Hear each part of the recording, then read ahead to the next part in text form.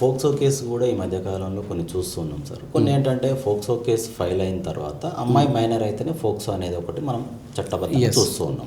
అయితే ఇప్పుడు ఒకవేళ అమ్మాయి నిజంగానే మైనర్ అయినప్పటికీ కేసు ఒకవేళ చట్టపరంగా అతని మీద ఎలాంటి శిక్ష పడే అవకాశం ఉంటుంది, ఎన్ని సంవత్సరాలు శిక్ష పడే అవకాశం ఉంటుంది? ఇంకోటి సార్, దీంట్లోనే ఇంకొకటి ఏంటంటే ఇప్పుడు అమ్మాయి మైనర్ కాదు, ఫేక్ డాక్యుమెంట్స్ పెట్టిందని అనుకుంటే, ఒకవేళ ఫేక్ డాక్యుమెంట్స్ అని ఒకవేళ అక్కడ బయట పడ్డట్లయితే కేసు పెట్టిన అమ్మాయి మీద కావచ్చు, ఆమె పేరెంట్స్ మీద కావచ్చు, ఒకవేళ లీగల్గా యాక్షన్ తీసుకునే అవకాశం ఏదైనా ఉంటుందా? చాలా ఉన్నాయండి ఇవి. ఇక్కడ ఏంటంటే ఫస్ట్ ఆ అమ్మాయి అసలు మైనరా కాదా, కేసు ఎఫ్ఐఆర్ అయిన వెంటనే ఫస్ట్ క్వశ్చన్ ఇదే వస్తుంది. నేను పోక్సో కేసులో దీన్ని పెట్టాలా అవసరం లేదా? పోలీసులు వాళ్ళ దర్యాప్తు చేస్తారు. School certificates, bonafide certificate, date of birth certificates, వాళ్ళ పేరెంట్స్కి మ్యారేజ్ ఎప్పుడైంది, పిల్లలు ఎప్పుడు పుట్టారు, ఇది కూడా కౌంట్ చేస్తారు. లేదా దత్త తీసుకున్న అమ్మాయిల అయితే ఎప్పుడు, దత్త తీసుకున్న డేట్నే డేట్ ఆఫ్ బర్త్గా వేసావా నువ్వు? ఓకే. కొంతమంది అలా కూడా పేరెంట్స్ మార్చేస్తారు. వాళ్ళ అమ్మాయి ఎప్పుడు పుట్టిందో తెలియదు కాబట్టి వాళ్ళు నెలల బిడ్డ ఉన్నప్పుడు, 1 year బేబీ ఉన్నప్పుడు వాళ్ళు అడాప్ట్ చేసుకుంటారు. ఆ రోజునే డేట్ ఆఫ్ బర్త్గా వేస్తారు. అసలు ఇది ఒకవేళ ఇది అడాప్షన్ బేబీ అయి ఉంటే అసలు రికార్డ్స్ వాళ్ళ దగ్గర ఏమున్నాయి? అడాప్షన్ అయినప్పటి నుంచే నువ్వు డేట్ వేస్తున్నావు, కానీ ఆ అమ్మాయి పుట్టి మేజర్ అయ్యి ఉంటే ఎందుకు అంటే ఈ డాక్యుమెంట్స్ అన్నీ తను మేజర్ అని చెప్పి సమాజానికి, చట్టానికి చూపించడానికి. కానీ ఆ అమ్మాయి పుట్టి ఆల్రెడీ 2 years అయింది, కానీ ఇప్పుడు డేట్ ఆఫ్ బర్త్ వేశారు అనుకుందాం. తన మైండ్ సెట్ ఆల్రెడీ ముందే పుట్టిందిగా, షీఈ్ ఆల్రెడీ మెచ్యూర్డ్గా. సో ఇప్పుడు ఆ అమ్మాయికి 19 years, నువ్వు చూపిస్తున్న డాక్యుమెంట్ ప్రకారం 17 years. ఇలాంటి కేసెస్ కూడా ఉన్నాయి. నేను ఇంతలా ఎందుకు చెప్తున్నానంటే ప్రతి బుధవారం రాత్రి 8 గంటలకి సుప్రీంకోర్టు, హైకోర్టు జడ్జిమెంట్స్ని మేము అడ్వకేట్స్ అందరం కూర్చుని డిస్కషన్ చేస్తూ ఉంటాం లైవ్లో. దాదాపు 200 members అడ్వకేట్స్ అందులో ఉంటారు. It is the open form. అటు క్లయింట్లు జాయిన్ అవుతారు, ఇటు అడ్వకేట్స్ జాయిన్ అవుతారు. మీరు ఇప్పుడు అడుగుతున్న ప్రతి ప్రశ్నలకి సమాధానాలు ఆల్రెడీ సుప్రీంకోర్టు ఏం చెప్పింది, హైకోర్టు ఏం చెప్పింది, ఇదే సమస్య అలహాబాద్ హైకోర్టు ఇలా చెప్పింది, కానీ మద్రాస్ హైకోర్టు ఎలా చెప్పింది, ఎందుకు ఇలా చెప్పింది. ఓకే. ఈ సమస్య ఒకటే అయినప్పుడు దానికి సమాధానం ఒకటే అవ్వాలిగా, కానీ అక్కడికి ఇక్కడికి తేడా ఏంటి, ఇవన్నీ డిస్కస్ చేస్తూ ఉంటాం ప్రతి బుధవారం రాత్రి 8 గంటలకి. సో ఇలాంటి జడ్జిమెంట్స్ కూడా మేము చూస్తున్నాం.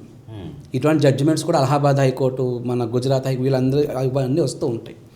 సో ఇక్కడ మనం పోక్సో కేసు గురించి మాట్లాడుతున్నాం. మీరు అన్నారు ఒకవేళ ఫేక్ డాక్యుమెంట్స్ పెట్టి ఆ అమ్మాయి మైనర్ కాదు మేజర్ అని తర్వాత ప్రూవ్ అయింది అనుకోండి, ప్రాథమికంగా దర్యాప్తు చేస్తారు కావాలనే ఇంటెన్షనల్గా పెట్టిందా అని. ఒకవేళ ఎస్ కావాలనే ఇంటెన్షనల్గా పెట్టింది అని తెలిస్తే ఇక్కడ 2 ఉంటాయి. కేసు ప్రూవ్ అయితే ఆ యొక్క నిందితుడికి ఏదైతే శిక్ష పడుతుందో అదే శిక్ష వీళ్ళకే విధించవచ్చు. అంటే ఎవరైతే దాన్ని ఫ్రాడ్ చేయాలనుకున్నారో వాళ్ళకి. ఓకే. అందులో ఎంతైనా శిక్ష ఉన్నాయి, 10 years, 15 years, 18 years ఎంతైనా ఉండేవాడు. అంటే మినిమం ఎంత ఉండే అవకాశం ఉంటుంది? Minimum 10 years. Minimum 10 years. Bail అసలు అవకాశమే లేదా? ఇది ఫ్రాడ్ అయిన తేలిన తర్వాత రాజ్యాంగం మళ్ళీ మనకు ప్రతి ఒక్కరికి బెయిల్ ఇచ్చేటటువంటి హక్కును కల్పించింది. సో నువ్వు బెయిల్ తీసుకుంటావు, కానీ నీకు శిక్ష తప్పదు. తర్వాత బెయిల్ తీసుకుని నువ్వు బయటకు వచ్చావు, కేసు విచారణలో జరుగుతూ ఉంటుంది. తర్వాత నువ్వు ఇది మళ్ళీ ప్రూవ్ అయింది అనుకోండి, నీకు ఆ శిక్ష తప్పదు. నెంబర్ 2, ఇన్ని సంవత్సరాలు నువ్వు నా మీద పోక్సో కేసు పెట్టి నన్ను పరువు నష్టం చేశావు అని చెప్పి వాళ్ళ అమ్మాయి మీద, వాళ్ళ తల్లిదండ్రుల మీద, వాళ్ళ ఆస్తుల మీద కూడా పరువు నష్టం దావా వేయచ్చు ఆ యొక్క నిందితుడు. ఓకే. ఎస్. ఈమె ఫేక్ పెట్టిందని ప్రూవ్ అయితే ప్రూవ్ చేయగలిగితే. అందుకనే ఫస్ట్ ఎవరైనా అసలు ఇది పోక్సోనో కాదా అని నిర్ధారణ అయ్యే వరకు ఆ పోక్సో అనే దాన్ని పూర్తిగా యాక్సెప్ట్ చేయరు. ఆ అమ్మాయి మైనరా కాదా ఫస్ట్ అది ప్రూవ్ చేస్తారు. నెంబర్ 3, ఆ గర్ల్ యొక్క మెంటల్ స్టేట్ని కూడా చూస్తారు. ఇది చాలా చాలా ఇంపార్టెంట్ పోక్సో కేసెస్లో. ఆ చిన్నపిల్ల యొక్క మెంటల్ స్టేట్ ఎంత కరెక్ట్గా ఉంది, ఆ అమ్మాయి వయసుకు తగ్గట్టు మెంటల్ స్టేట్ ఉందా లేదా. తల్లిదండ్రులు ఏదైనా డబ్బుల కోసం కూడా ఇటువంటి కేసులు వేస్తూ ఉంటారు. అంటే అమ్మాయిని ముట్టుకుంది నిజం, హరాస్ చేసింది నిజం, కానీ వీళ్ళు డైరెక్ట్గా రేప్ జరిగిందని చెప్పేస్తూ ఉంటారు. ఓకే. ఎందుకంటే ఆపోజిట్ పార్టీ కాంపన్సేషన్ ఏదైనా ఇస్తారేమో, తర్వాత అమ్మాయిని బాగా చదివించుకోవచ్చు, లేదంటే పెళ్లి చేయొచ్చు, ఏదో వాళ్ళ రిక్వైర్మెంట్లు వాళ్ళకు ఉంటాయి. ఇవి కూడా జరిగాయి. అంటే ఏంటంటే ఫ్యూచర్ని దృష్టిలో పెట్టుకొని కొంత బెనిఫిట్ పొందుతాం. ఎలాగా వాడు తప్పు చేయడానికి మొదలు పెట్టాడు కానీ తప్పు జరగలేదు. అదేదో చేసినట్టు చెప్పేస్తే ఆ డబ్బులేవో వస్తాయి కదా కాంపెన్సేషన్. అంటే ఇక్కడ డబ్బు చూసుకుంటే అమ్మాయి లైఫ్ అనేది కొంచెం స్పాయిల్ అయ్యే అవకాశం కూడా ఉంటుంది. స్పాయిల్ అయ్యే అవకాశం ఉంటుంది. కానీ పోక్సో కోర్టులో మనకి చాలా ముఖ్యమైనటువంటి ప్రాసెస్ ఒకటి ఉంది.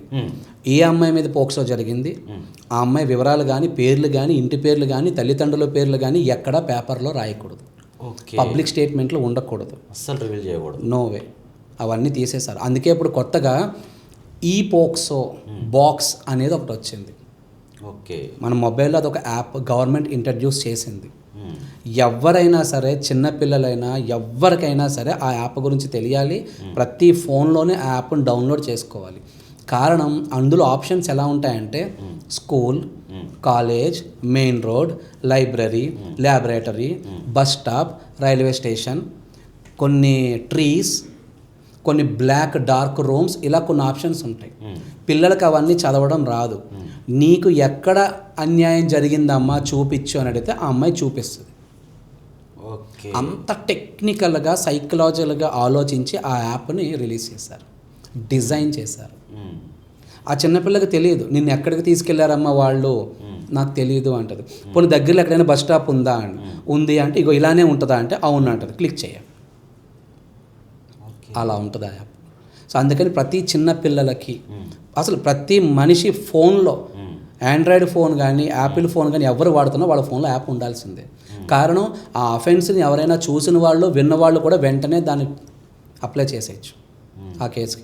అందులో ఏ వివరాలు ఉన్నా సరే బయటికి రావు, పబ్లిక్ స్టేట్మెంట్స్ రిలీజ్ చేయకూడదు. ఈవెన్ ఏ స్కూల్లో కూడా దాని గురించి ఎటువంటి స్టేట్మెంట్స్ని కానీ డిస్కషన్స్ కానీ చేయకూడదు.